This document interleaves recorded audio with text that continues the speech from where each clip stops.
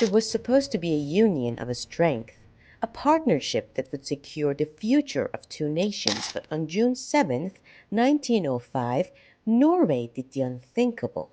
It declared independence, and the centuries-old ties between Sweden and Norway unraveled in an instant. Was this an inevitable fate, or could it have been prevented?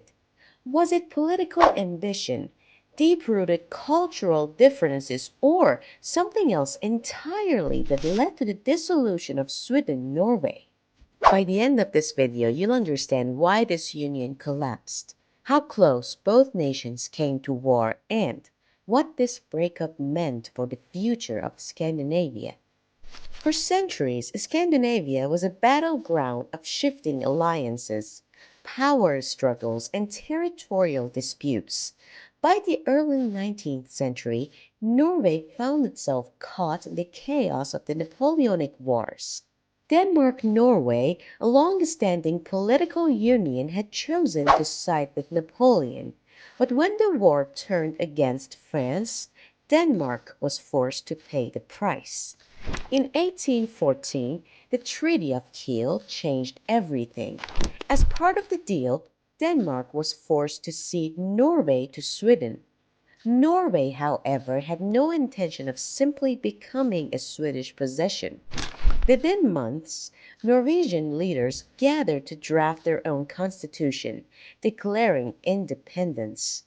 Sweden, led by Crown Prince Carl Johan, saw this as rebellion. War broke out, but Norway, despite its resistance, was outmatched. The result? A compromise. Sweden agreed to recognize Norway's constitution, but Norway had to accept a Swedish king as its ruler. This was the birth of the Sweden-Norway Union, a forced partnership held together by diplomacy, military power, and uneasy compromises. For Sweden, this was a strategic victory, securing its influence in the region. But for Norway, it was a reminder that true independence had been stolen from them, and from the very beginning, resentment simmered beneath the surface. From the very beginning, Sweden and Norway were two nations under one crown, but never truly one people.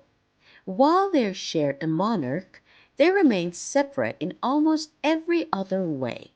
Each had its own parliament, legal system, and economic policies, but these differences, instead of fostering unity, only widened the divide. One of the biggest sources of tension was cultural identity. Norway had long been under Danish rule before the Union, and its language, literature, and traditions were heavily influenced by that past. Meanwhile, Sweden saw itself as the dominant power in the region, with a stronger military, a growing industrial economy, and a monarchy that controlled foreign policy for both nations. To many Norwegians, this wasn't a partnership, it was a Swedish-dominated arrangement. Then came the issue of economic rivalry. While Sweden was rapidly industrializing, Norway's economy was becoming increasingly reliant on maritime trade.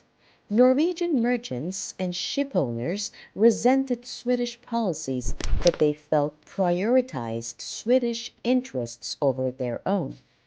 But perhaps the biggest point of conflict was foreign policy. Norway wanted a say in how it engaged with the world, yet Sweden held complete control over international diplomacy.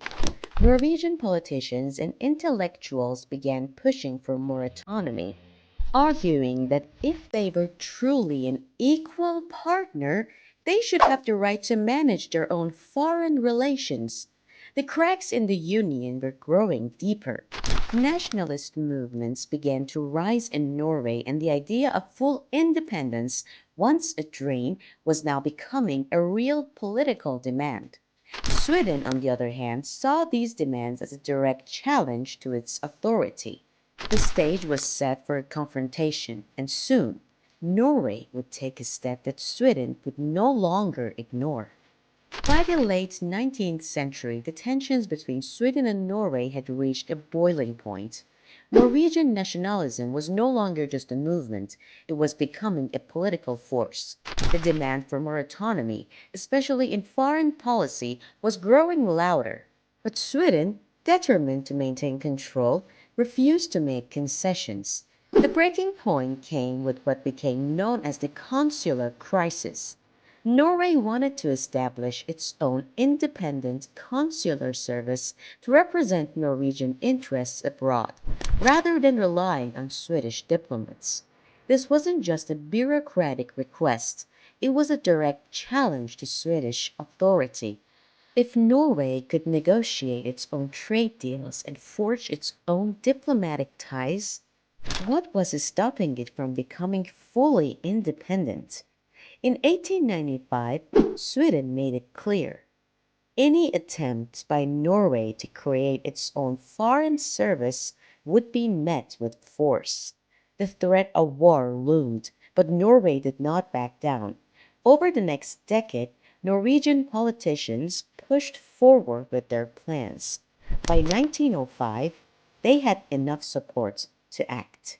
On June 7, 1905, the Norwegian parliament took a bold step. It unilaterally declared independence, stating that King Oscar II of Sweden was no longer their ruler. The union was over, at least from Norway's perspective.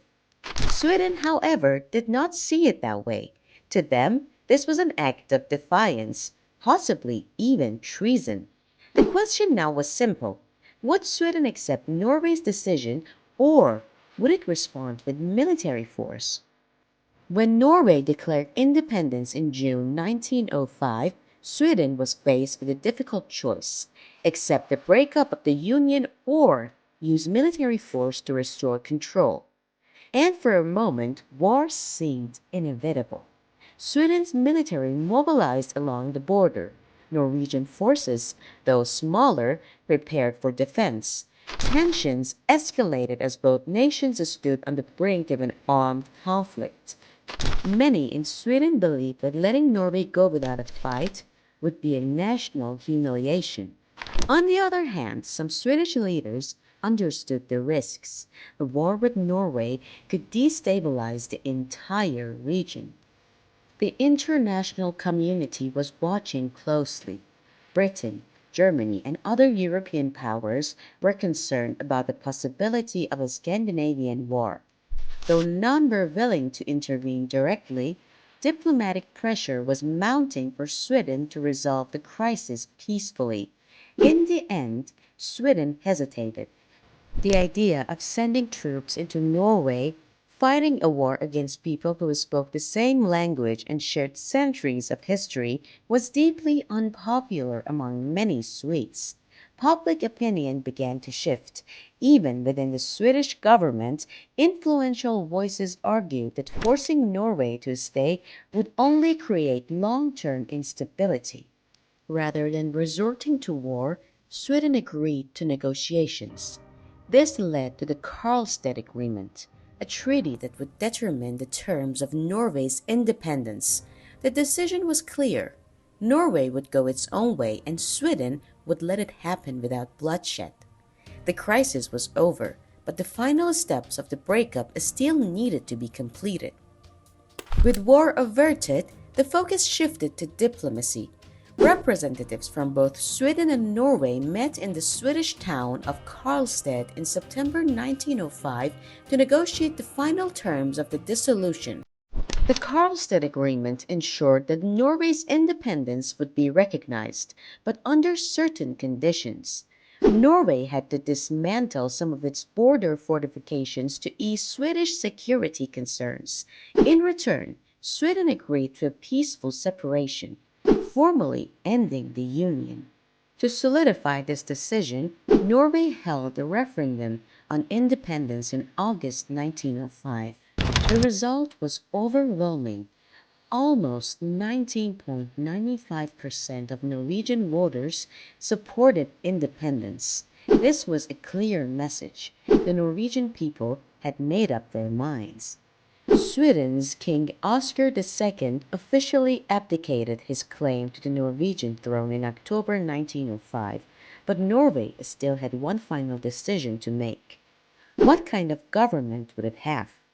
Although some Norwegians wanted a republic, the country ultimately decided to remain a monarchy. A Danish prince, Karl, was chosen to be the new king of Norway, taking the name Haakon VII. This ensured the stability and international recognition for the newly independent nation. With that, the Sweden-Norway Union was officially over. A forced partnership that had lasted nearly a century had ended, not with war, but with a peaceful agreement that reshaped Scandinavian history. With Norway now an independent nation, both Sweden and Norway had to adjust to their new realities. Despite the tension leading up to the breakup, the two countries gradually moved toward a peaceful coexistence. For Sweden, losing Norway was a blow to its prestige, but the Union had once been a symbol of its influence in the region, and now that influence had diminished. However, the decision to let Norway go peacefully helped Sweden avoid a costly war and maintain its stability. Instead of looking backward, Sweden focused on its own economic and political development, strengthening its position as a modern European nation. For Norway, independence meant a fresh start. The country quickly worked to establish its own foreign policy, build diplomatic relations, and strengthen its economy. Choosing Prince Karl as King Haakon VII gave Norway international credibility, and he was seen as a neutral and respected figure. Over time, Norway developed a strong national identity, emphasizing its distinct culture and history. Despite their separation, Sweden and Norway remained closely connected. Trade, cultural exchange, and diplomatic ties between the two nations continued, and in time, the hostility that had once defined their relationship faded. Today, Sweden and Norway are both prosperous nations, often working together in regional and global affairs. The peaceful resolution of their separation is an example for how nations can part ways without a war, a rare outcome in world history. The collapse of the Sweden-Norway Union wasn't the result of a single event. It was the outcome of decades of growing tensions, national identity struggles, and conflicting political interests. What started as a forced partnership in 1814 gradually unraveled as Norway pushed for more autonomy and Sweden refused to loosen its grip. In the end, the cracks in the Union became too deep to repair. But what makes this breakup unique is how it ended, not with war, but through diplomacy. Unlike many other dissolutions in history, Sweden and Norway managed to separate peacefully, setting an example of how nations can redefine their relationships without bloodshed. Do you think Sweden could have done something differently to prevent this breakup? Or was the collapse of the Union inevitable from the start? Let us know your thoughts in the comments. If you enjoyed this deep dive into history, make sure to like this video, subscribe to History Mysteries, and hit the notification bell so you never miss an episode. Until next time, stay curious and keep uncovering the past.